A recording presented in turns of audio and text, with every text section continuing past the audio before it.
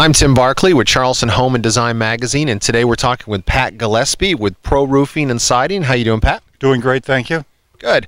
Pat, thank you so much for inviting us out to a project you're working on here, Charleston National in Mount Pleasant.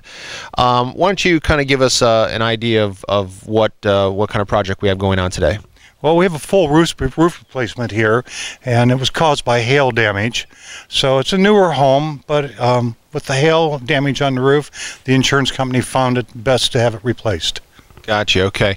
Now, how did the homeowner ultimately realize that there was some hail damage to the roof? Because did that require the homeowner getting up on the roof? Well, there was a hailstorm earlier in the year, and he did recall that, and he saw several other projects going on in the neighborhood. Our company has done many of them in this neighborhood since last spring, and he called us to come out and take an inspection of it, and which we did, and we did find the damage for him. Is that the recommended way to do that for a homeowner if they suspect that they had some kind of event that may have damaged their roof, to have a roofing company like Pro Roofing come out and do the inspection before the homeowner calls their insurance inspector? Well, it definitely has an advantage. This way, if we come out and we look at it, they're sure that the damage does exist, and they can place their claim with their company. An insurance company will call any kind of a claim where they come out and look at it as a legitimate claim, whether they pay or not. So this way here, they're not calling out the insurance company for something that they're not going to, get a claim response out of. Gotcha. And what happens if a homeowner, because if a homeowner calls their insurance company and an adjuster comes out and looks, and they decide that they're not going to pay the homeowner anything, there's still a little bit of a consequence to the homeowner, right? Tell us about that. Well, most companies will still show it as a claim against the property. Even if there's no money that is changing hands? Even if there's no damage, no money changes hand, they still show it as a claim. The adjuster came out. So for the record, it stays on the record as a claim. And what happens if a homeowner has too many claims on their record? Well, that's a questionable situation. If someone is trying to take advantage of insurance companies and there's a lot of claims made, they could have issues and maybe even canceled for that. But if it's a legitimate claim, I've never known an insurance company to cancel anybody for legitimate claims. Seems like it would maybe give the homeowner a little bit more of an argument too if they have a roofing company like Pro Roofing come out and do an inspection and issue a report or something that says yes, there is legitimate hail damage, and that seems to back up what they're going to be talking to their insurance company about. Well, it's definitely an advantage, and we will issue those kind of reports. Normally what we'll do, we'll even meet the insurance adjuster at the job and show them what we found, and then see if they concur with what our recommendations are. Gotcha. Okay. So in this particular case, the homeowner is suspected that they had some hail damage. They called Pro Roofing. You folks came out, did an inspection, and recognized that there was some damage from the hail. What does hail damage look like? Well, we have a sample of it right here. As you can see, where you have a hail hit, it takes all the granules off the shingle, and then the shingles absorb the ultraviolet light from the sun, and it deteriorates the shingle, and then it'll start to leak over time. Yeah, it kind of looks like a divot, like a little, like a golf divot on the green or something. Absolutely, that's what it is. It's that hail hitting it, and they're hitting in random places all over the roof. And the insurance company sees that as a problem, and they want to have it replaced. Right. So if the sand or the rough part of whatever material is put on these roofs is removed, then all you've got is a small layer that could be damaged from UV light, and right, and eventually you have a leak. Right, because it's the fiberglass mat that's impregnated with asphalt. The ceramic granules, what they do is they protect the mat from the sun and keep the UV rays off. It's like a brand new shingle right here, where you see it's solid, and there's no divots or anything else in it, and this protects the mat underneath of the asphalt, and which gives the longevity to the shingle itself. Gotcha. Okay. Well, let's go around the house and take a look at the project. The project is in progress right now. It's not finished yet, right? Absolutely. As you can see here in the front, we've just got some felt paper put back on the front where we've stripped it off, and this is some of the protection we've done over here for the garden area and the flowers. That's always an important aspect for homeowners, is they don't want you just a roofing company throwing the debris down on their landscape they've worked so hard to maintain over the years. Yes, it's a very touchy issue. You have to be careful with it. And we put down tarps, and we also protect with plywood wherever it's necessary, and also on top of air conditioners you want to make sure those are protected, because if the debris gets in there it can damage the outside compressor unit. How long has Pro Roofing been in existence? We've been doing this for the last 4 years here in the Charleston area. Gotcha. Okay, but you have more experience going back? Well, I'm a licensed general contractor, and I've been licensed since 1980. So, you know, it's nothing new to us. It's something we're well used to, and we do a lot of roofing now. Gotcha. Okay, let's go around the house and take a look at the work in progress. Okay. Okay, Pat.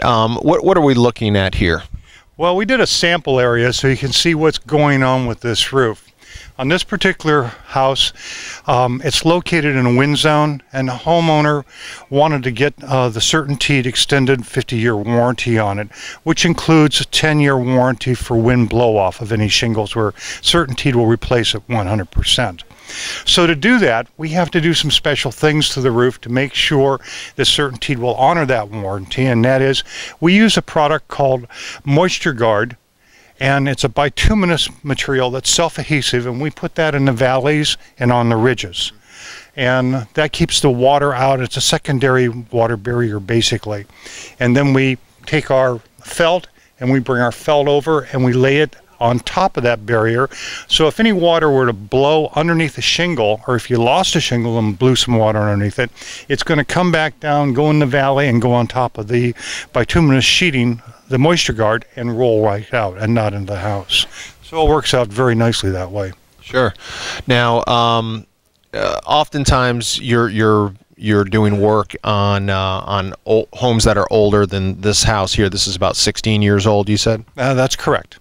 And if you were working on an older house that might need various repairs, what happens if as you're stripping off the old roof, you find some rot or that kind of thing? Do you bring in another contractor to do those repairs, or what does Pro Roofing do? No, we take care of those repairs on the spot while we're going to do the roofing work. We'll take the deteriorated plywood or fascia board, whatever it may be, off. We'll replace it on the job and continue with the job that way. Gotcha. And Pro Roofing, in addition to roofing like we're seeing here today, what if there were other problems that the homeowner was experiencing? Where else could Pro Roofing help the homeowner? We can help them with just about any kind of an exterior situation they have. We concentrate on exterior work, and if it's something that involves the interior, I know some very, very good contractors that I recommend to people that they can see. Gotcha. So give me a couple of examples of everything to do on the exterior. On the exterior, we've got fascia and soffit. Yeah. Describe what fascia and soffit is. Okay. This is a fascia board here, and this is the soffit area underneath. Now, a lot of homes don't have a lot of ventilation in the soffit area, or it needs ventilation added. So we'll open this up and we'll add more vents, or we'll recover it with vinyl material that's perforated all the way around. And that way there we can get more air into the attic area, because like on this house, we're going to be putting on a ridge vent. So we want to get an equal amount of air coming in down here in the soffit area as we would exhaust up on the ridge, and that keeps that air moving all the time, keeps the attic cooler, and at the same time prolongs the life of the shingles. And the ridge vent, tell our listeners, viewers, and readers what a ridge vent is. The ridge vent is, we've got a sample of it out here I could show you, but it goes right on the ridge of all the gables, and it'll come across, and it'll be up on this one here too. And that way that's what vents your roof now. It used to be people would use the little pots, or they had the turbine vents, and they're not very effective. They'll even use some gable vents. But they've discovered over the years that they're not as effective as the ridge vent system. When you're pulling air in from the soffit, taking it all the way up to the ridge, and letting it exhaust itself, that's the best way to do it. And that prevents it kind of dries out any moisture that might get in there by having that kind of ventilation circulation. Oh, absolutely, because you're expelling all that air on a regular basis, and you're changing it over constantly, so you don't get no buildup of air in there. And ridge vents, that's something that people see every day. If you look at someone's roof, it's sort of like a how would I describe it? Sort of like a little bit of a tiny little roof that runs along the very pinnacle of the top of the roof, and there's a little bit of space there that air can get in, but water cannot. Is that right? That is correct. The water can't get in. It have to be. It's got a little dam to stop the water from blowing inside, and it rolls down both sides of the rake of the roof. Gotcha. Okay, so you could help a homeowner out with fascia and soffit repairs. What else specifically could Pro Roofing help a homeowner with? We do gutters, so we'll install new gutters for the people, fix them. The downspout system, it's complete all the way around like that. We also do some door replacement and some window replacement. Okay, gotcha. We do siding at the same time, so if we've got a siding issue up here, we can take the siding off and put it back on or replace it. Gotcha. Okay, terrific. So tell us what kind of roofing material again is going back on this house, and what kind of when would this homeowner expect to have to replace this roof again? This roof is a Landmark Series Certainteed roofing system, and this one here has a limited lifetime warranty. So they're looking at least 30 to 50 years on this roof before it have to be replaced again.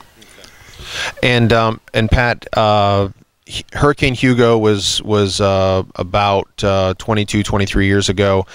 A lot of roofs were replaced after that, but a lot of those same roofs are in need of being replaced right now, correct? Absolutely. We know of thousands in the Mount Pleasant area. There's a lot of them out there. What are some telltale signs that a homeowner should replace their roof? Well, they'll see that shingles start missing off the roof itself, where the wind has blown them because they've gotten dried out and they're brittle, and they no longer can hold themselves in place. So when wind gets underneath them, they can't lift up without breaking, and that's where a lot of the blow off comes from, right there. You'll see cracks. Your valleys will start to leak a little bit. It's good to get an inspection, every couple of years on any roof, and prevent all those things from happening. And if they know that they haven't had their roof replaced in 20-some years, it's also probably a good sign right there that they're going to have to replace the roof soon. I would say so, yes. All right, great. Well, anything else you'd like to add about this particular project? Well, a couple of little things I did want to point out. On the roofs that we do, we try to always recommend that people use a drip edge on the shingles. It gives the shingles a better surface to seal on, being metal, and it keeps the shingles stiff at the same time. Whereas you can see this old roof didn't have any drip edge on it, and the shingles start to curl down at the edges, and that's where they'll start to break also, and they'll start leaking. You'll get water in there and leak back behind the fascia board and back in the gutter area. So this house, when it was originally built, that was kind of the way they put on roofs. They didn't necessarily put on that drip edge, and you just had that hole that it wasn't visible, but the roofing just went over that hole that ran along the entire fascia board. That is correct. Why would they leave that hole there? Well, the shingles will cover it when it comes over, and they just put a little piece of shingle mold underneath there. But as the shingles wear, the water gets behind it, and then the shingle mold starts to rot at the same time. The metal's not going to rot. It holds the shingles in place where they belong, and it prevents a future problem. Okay. Anything else you'd like to point out, Pat? No, I think that pretty well, tells about what we're doing today on this house here. And this house is about 34 square. We started it today. It's stripped off already, and we'll have it all done by tomorrow afternoon. Impressive. So do most houses take about 2 days to replace a roof, or is that the average time, or is it more or less? No, that's pretty much an average. We can do normally 30 squares in a day and a half to 2 days. It depends on the weather also. In the middle of summer, things really get slowed down. And in the middle of summer, it might take us 3 days to do the same job. Right, because you've got the afternoon rainstorms to contend with. The heat and the afternoon rainstorms. Between the two of them, it's going to slow it down without a doubt.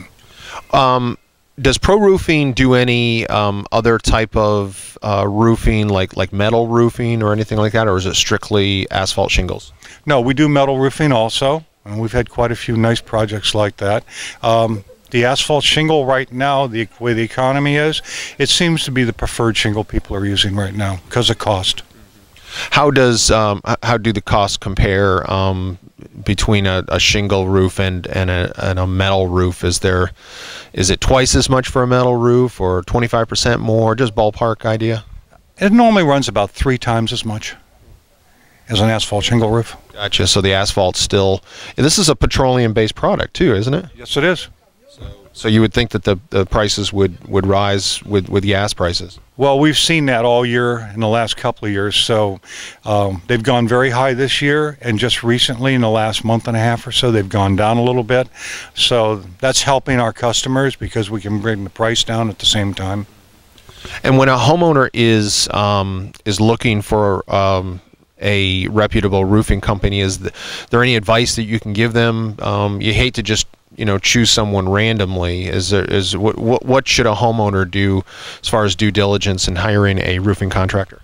Well, I think the first and foremost thing is make sure someone is licensed, and that's licensed by the state as a contractor, that they've got their business licenses, and that they are fully insured with both workman's compensation and liability insurance.